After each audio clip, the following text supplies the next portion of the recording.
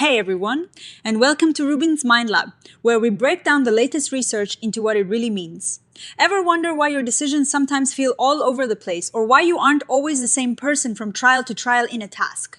Well, this new study might have a clue. Today we're diving deep into how our brains make decisions and how the tiny shifts and changes in our thinking from one moment to the next can actually tell us a lot. Scientists have traditionally looked at decision-making as if most of the time people are pretty much the same. They assume our decision process parameters are independent and identically distributed, or IID. But we all know that's not quite true, right? Sometimes we're faster, sometimes we're slower, sometimes we're more careful, sometimes we're more impulsive. This paper introduces a really cool way to look at these changes. Instead of assuming we're always the same, they created a framework to model these structured trial-by-trial variations. They use something called evidence accumulation models, which imagine our brain builds up evidence for a decision over time until it hits a tipping point. Think of it like filling a glass with water. Each drop is a piece of evidence, and when the glass is full, that's when you make your decision. The old way of thinking was that each time you fill that glass, it's like starting from scratch, with the same rate of pouring and the same size glass every single time. But that's where this research shines. They say this IID assumption just doesn't capture the real dynamic nature of our minds. Our decision processes aren't static, they change. So how do they do it? They use fancy math called Bayesian hierarchical methods. Don't let the name scare you. Think of it as a super smart way of learning from data. They build models that can actually track how the parameters of that decision glass, like how fast the water is poured or how big the glass is, can change from one trial to the next. They have two main ways of doing this. The first is data-driven. They let the data itself tell the story. If they see a pattern where the glass filling gets faster over time, they model that as a trend. Maybe you're actually getting better at the task, or maybe you're getting tired. The second way is theory-driven. Here they have specific ideas about why things are changing. For example, maybe after you make a mistake, you're more careful the next time. Or maybe if you see a lot of one type of stimulus, you're starting to expect it more. These are specific theories about how our brains adapt. One of the main models they use is called the diffusion decision model, or DDM. Imagine you have two options like left or right. The DDM says your brain is like a leaky boat collecting evidence for both options. Whichever side fills up first gets your response. Scroll the DDM posits a single continuous process in which noisy evidence is accumulated over time until it reaches one of two decision boundaries as center. The old way is like saying the water pressure, the starting point, and the size of the boat are always exactly the same for every decision. But as the paper points out, that doesn't explain things like learning or fatigue. Scroll though, there are many variants. Most EAMs are characterized by three core parameters: drift rate, threshold, and none. Decision time center, the key parameters here are like the speed the evidence comes, in which they call the drift rate, the point at which you decide, which they call the threshold, and the time it takes for things other than gathering evidence, like moving your finger, which they call non-decision time. Scroll the linear ballistic accumulator LBA model Brown Heathcote, 2008 accounts for RT distributions, using only between trial variability center. Another cool model is the linear ballistic accumulator, or LBA. This one is a bit simpler and assumes all the variability comes from differences between trials, not necessarily random noise within a single trial. It's like having slightly different glasses and pouring speeds each time. Scroll ignoring this structure in the data has several consequences. Etc. Why is this important though? If we ignore these trial-by-trial changes, we might be missing crucial parts of how our minds work. It means our theories might not be telling the whole story. It is like only studying the average speed of a car without noticing when it accelerates or brakes. Recent advances have made it possible to move beyond the IID assumption tie center. Good news is that recent advances in computing and statistics now let us actually model these changes. This tutorial is all about showing you how to do that using a tool called EMC2. Scroll Trend Help Center, they show us different ways to model these trends. You can have linear trends where things change steadily over time. You can have exponential trends where changes are big at first and then slow down, like learning a new skill. Or you can have power law trends, which are similar. Scroll linear decreases are theoretically implausible over long time scales C-center, but they also point out that some trends can't go on forever. For example, you can't have your decision threshold decrease forever because it would eventually become zero or negative, which doesn't make sense.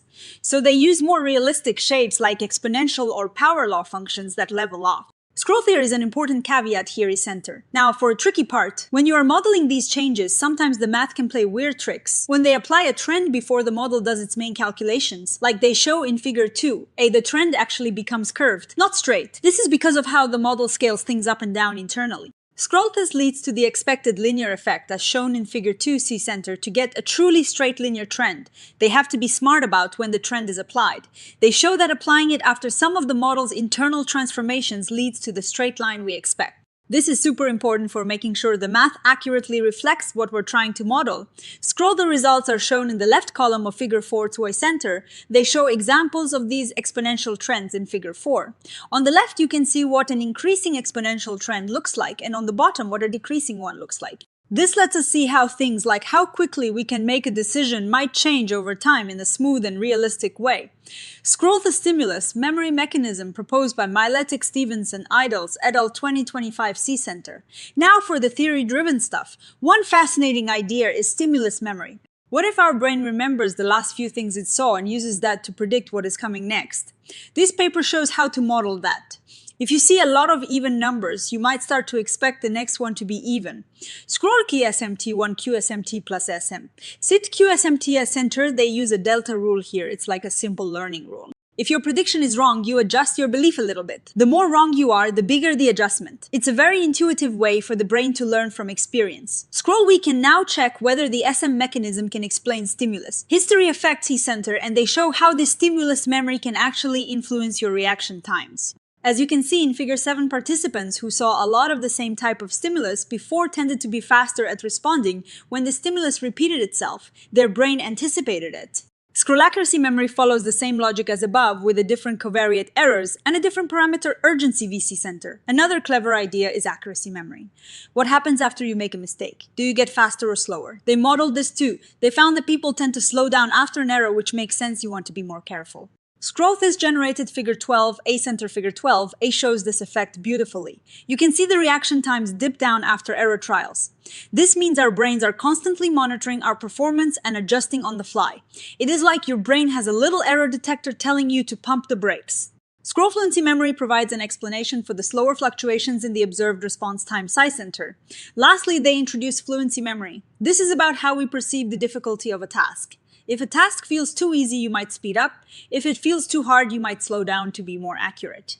They modeled this by looking at the ratio of threshold to response time as a measure of how efficient we are. Scroll the black line is the spectrum of the empirical data, and green indicates the model fits center, and check out Figure 13. This is a power spectrum which shows how much variability there is at different time scales. The black line is the actual data, and the green lines are what their model predicts. It shows that these dynamic mechanisms can capture a lot of the ups and downs in our decision-making. Scroll-in summary structured modeling of trial-by-trial variability opens new avenues for understanding how cognitive processes unfold over time center. So what does all this mean? It means our old models of decision-making were too simple. Our brains are not static machines. They are dynamic systems that constantly adapt, learn, and adjust. By moving beyond the ID assumption, these researchers are opening up a whole new way to understand the rich tapestry of human cognition. Scroll be providing flexible tools for estimating and visualizing this variability. EMC2 empowers researchers to move beyond static models and toward a more dynamic mechanistic account of human decision-making center. This research using tools like EMC2 allows us to peek into the moment-to-moment changes in our mind. It helps us understand why we learn, why we get better at things, why we sometimes stumble, and how we recover. It is about understanding the flow of thought, not just snapshots. Scroll the relevance and strength of these mechanisms may vary depending on the specific empirical context center. Now, while these models are powerful, they're not perfect. The researchers are upfront about this.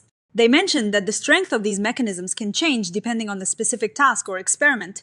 We still need more research to figure out which learning rules are most important and when. For example, they talk about how different updating rules beyond the simple delta rule might be needed for really volatile environments, and that the future could involve even more complex Bayesian models. Scroll by contrast, the approaches we have described allow researchers to test whether variability reflects meaningful psychological dynamics such as learning, error monitoring, conflict monitoring, or strategic adjustments center. But the big takeaway is that variability isn't just random noise.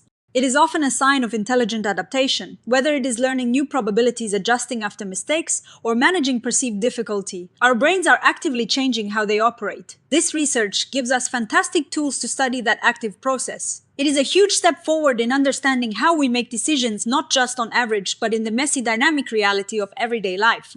What do you guys think about this? Does it make sense that your brain is constantly adjusting? Let me know in the comments below. And if you enjoyed this deep dive, don't forget to hit that like button, subscribe to Rubin's Mind Lab for more science explained, and ring that notification bell so you never miss an episode. Thanks for watching, and I'll see you in the next one.